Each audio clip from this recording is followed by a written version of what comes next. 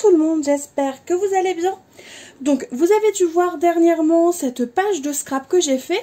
Je l'ai faite avec des photos du mois de je ne sais plus quand, peut-être mars, je ne sais plus, mais en tout cas je vais l'inclure dans mon Project Life. Donc le Project Life, pour celles qui ne le savent pas, en gros c'est raconter ces semaines, ces mois aussi, hein, peu importe, grâce à des photos, à du journaling, donc des petites anecdotes qu'on va écrire hein, nous-mêmes, ou à la machine à écrire, ou à l'ordinateur.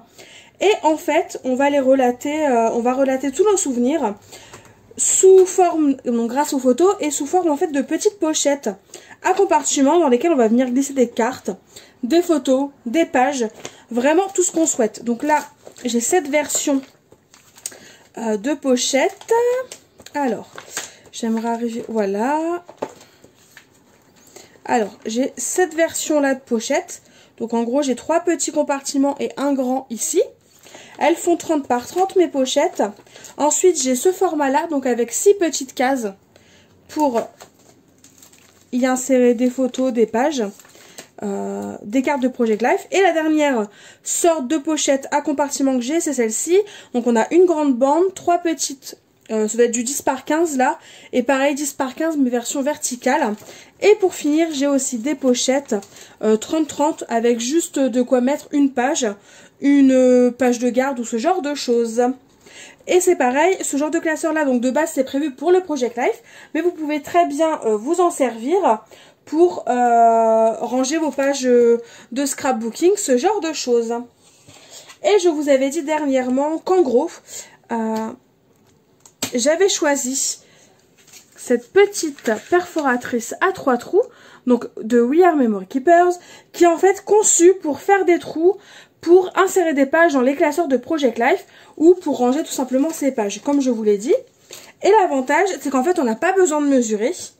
On met notre perforatrice en fait dans le premier et dans le dernier trou. Et ensuite, on n'a plus qu'à l'ouvrir. On pose notre page. Donc là, faut voir hein, comment il faut la poser.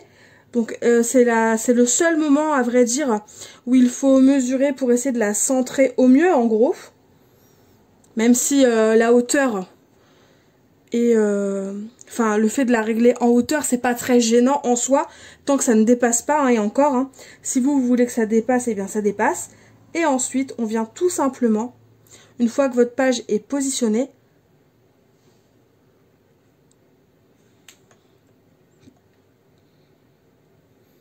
on vient tout simplement appuyer. On ouvre. Et donc là, les perforations ont été faites, sauf en bas, je l'ai mal faite. Donc on n'hésite pas à repasser si besoin. On réouvre notre perforatrice et on n'a plus qu'à venir récupérer notre page. Et nos 3 petits trous sont parfaits et sont faits pour qu'ensuite on n'a plus qu'à venir glisser notre page dans notre Project Life. Donc là, imaginons que c'est ma première page. Et bien ensuite, je viens la glisser grâce au trou. Je ferme mon classeur. Et comme vous pouvez le voir, la page elle est bien mise. Il n'y a aucun problème. Il n'y a qu'à mesurer la hauteur. Hein, si vraiment vous souhaitez qu'en termes de hauteur, elle soit à même distance du haut et du bas. Mais sinon, comme vous avez pu le voir, c'est vraiment quelque chose qui est très très simple à réaliser.